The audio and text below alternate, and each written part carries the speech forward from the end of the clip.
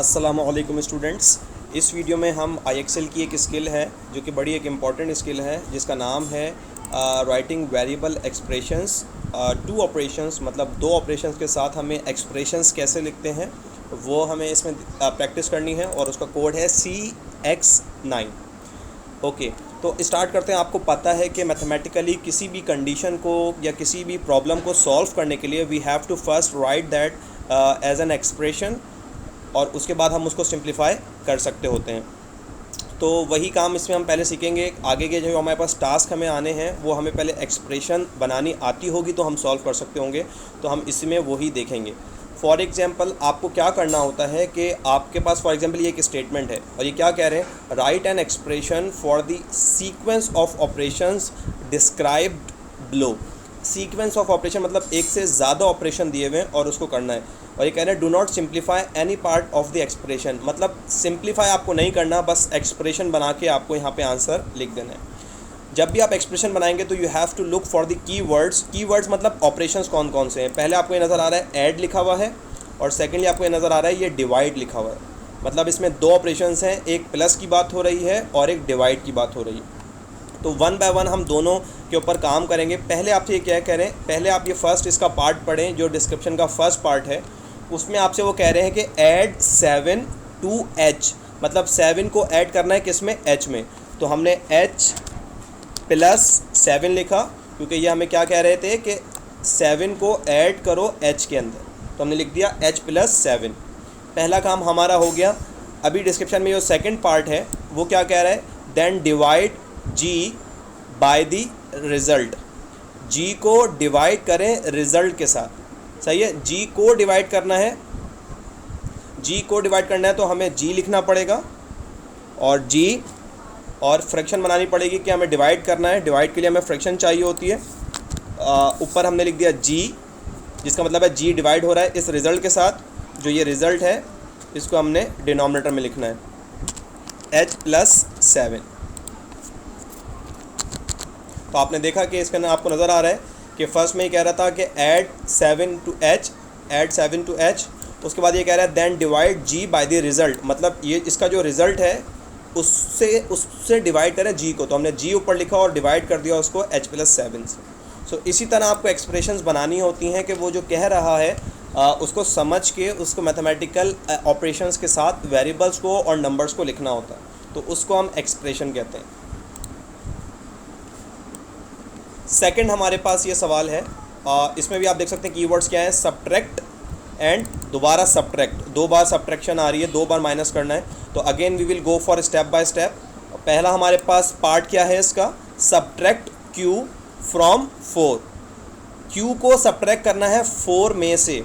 From 4 ये हमेशा याद रखें कि हमें जब भी सब्ट्रैक्शन करनी होती है और इस तरह से लिखा हुआ है कि सब्ट्रैक्ट Q फ्रॉम 4, इसका उर्दू में मतलब ये है कि Q को माइनस करना है 4 में से। 4 में से माइनस करना है तो 4 पहले लिखेंगे और उस में से Q को माइनस करेंगे।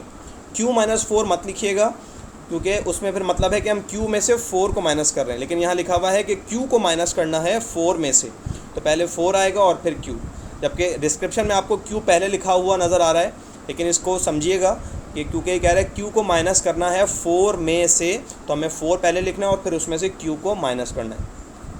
सेकंड पार्ट ऑफ डिस्क्रिप्शन हमें कहता है then subtract 7 from the result, मतलब ये जो रिज़ल्ट है इसमें से 7 को माइनस करना है। इसमें से करना है तो इसको पहले लिखेंगे और माइनस 7।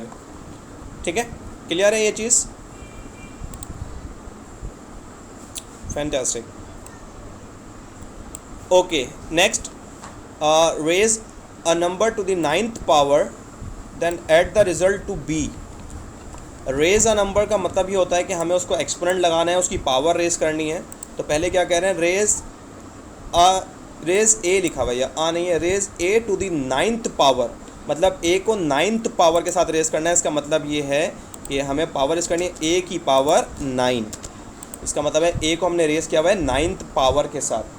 और उसके बाद हमें सेकेंड डिस्क्रिप्शन में क्या कर रहा है, add the result to B. Result के अंदर क्या करना है, बी को ऐड करना है। तो हमने फर्स्ट लिखा कि raise A to the 9th power, a की power 9, then add the result to b, तो फिर रिज़ल्ट में बी को ऐड करना।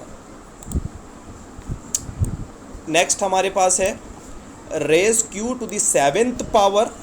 जाहिर है कि पावर की बात हो रही है, q को रेज करना है 7th पावर के साथ, तो again we will raise q to the 7th power, मतलब q की पावर 7।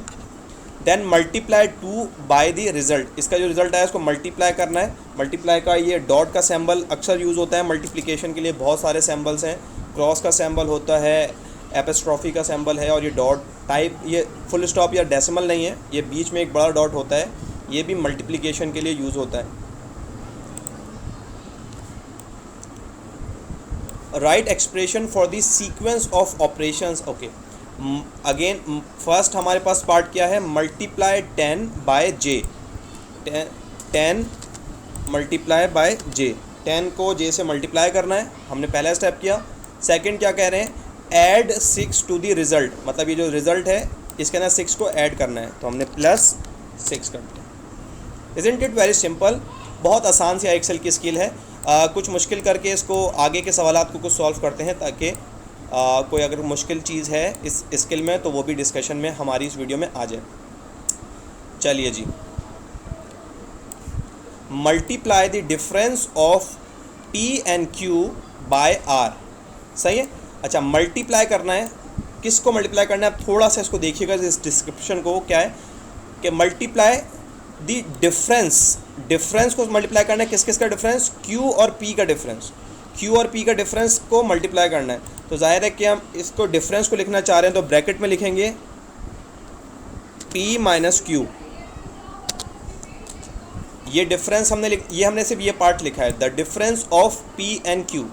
हमें मल्टीप्लाई किसको करना था, इस डिफरेंस को और R को, तो ये डिफरेंस हमने लिख लिया। अब इस डिफरेंस को हम मल्टीप्लाई करेंगे R के साथ, ठीक है। सो प्रोडक्ट लिखा हुआ है या मल्टीप्लाई लिखा हुआ है, तो आगे 2 टर्म्स होनी चाहिए। तो पहली टर्म हमें ये पूरी गिवन थी, यहाँ से यहाँ तक, the difference of P and Q, ये पूरी एक टर्म हो गई। और सेकेंड टर्म है बाय, मतलब मल्टीप्लाई बाय करना है with R, so multiply by R हो गया।